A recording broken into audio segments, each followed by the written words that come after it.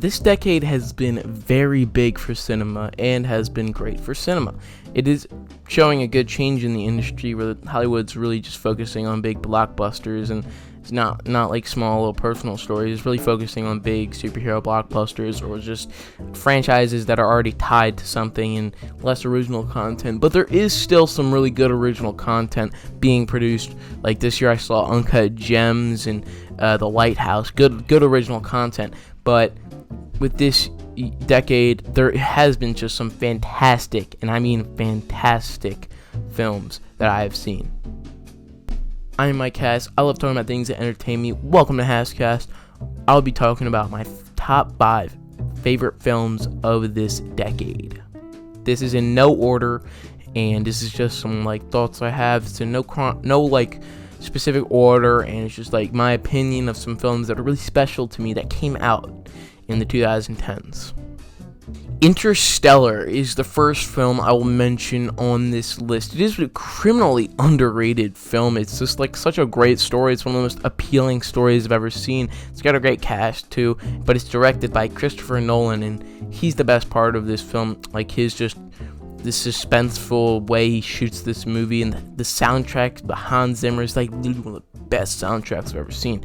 And it's about saving humanity and going through a wormhole into another galaxy and going interstellar to find a potential planet that might be habitable. And the ending for it is just so great, and it's so comprehensive compared to other movies about saving humanity.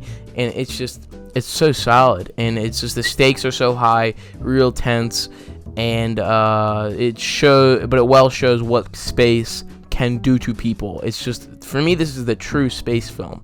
It is just a true film about space and what space is all about and what humans are all about too, because humans are all about that exploration and that adventures and going out and discovering and colonizing. And it's just a true space movie, and it's just a true movie about the human heart, and it's just it's a fantastic film, and just good job, Christopher Nolan. Jeez.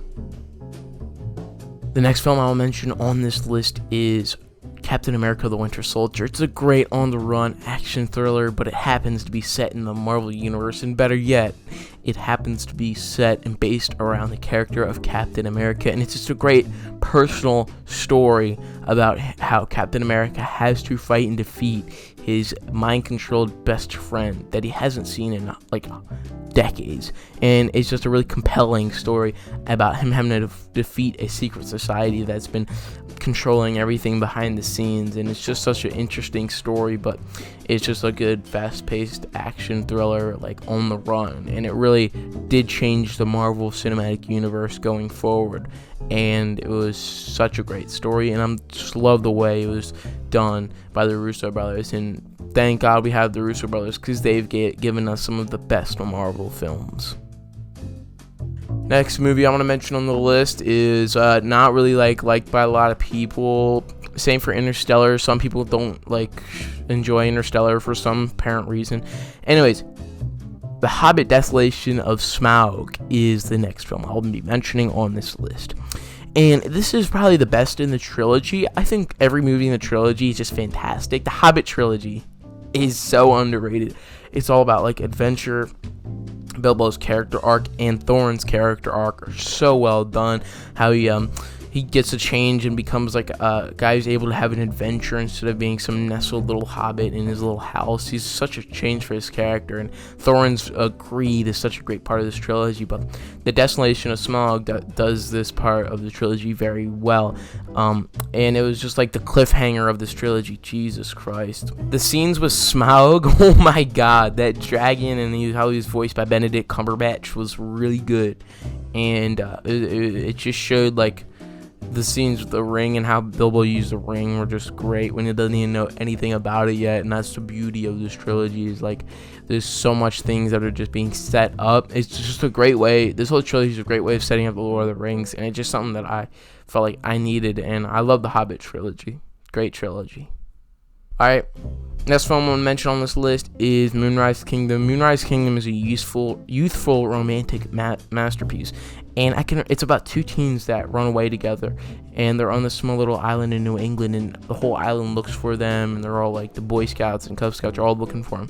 And basically what it does, it takes away such a simple story, but a really good simple story, and just elevates it into it makes it like this giant fantasy world, and metaphorically speaking, because childhood romance can feel like a fantasy world, because when you first like somebody, I can relate, it just feels so like big and a pivotal part of your life, and you can just pour yourself into like that person that you like, and this movie just does it well, but it makes it like visually funny and really odd in this great way. And Wes Anderson is just good at crafting a great little like world and good little like aesthetic, like artsy aesthetic where every character is in their own thing, and good conclusion at the end. Great music too. Mark Mothersbaugh is just great with his scores, and I totally dug Moonrise Kingdom, and I actually have a Criterion collection right here of it. I actually asked for this for Christmas, and I was just so glad I got it. Yeah, great movie. Next film on the list, and last film on the list, is Mad Max Fury Road. It's just so over the top, and there's such a great, like, there's so much carnage and violence, and it's just so exciting and high octane, and you're just, like, jumping up and down, like, whoo, and the music, and, like, the fact that, like, it's post-apocalyptic, and you have people wearing, like, the war paint, and the war boys, and the little guitar in the car, like, it's just so fun and over the top and action-packed.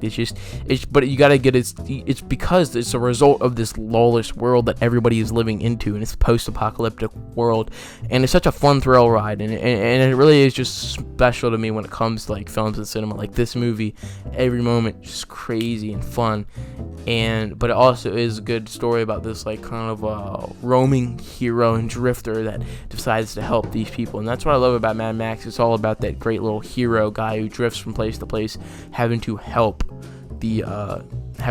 people that are being oppressed. It's a great story. Mad Max, such a great character. Tom Hardy's best performance of his career, and yes, great film. That is what I thought of the top 5 films of the decade of the 2010s. Tell me down below what your favorite films of the decade are. Did you agree with anything on my list? And I'll be casting out my thoughts to you on the next HASSCAST.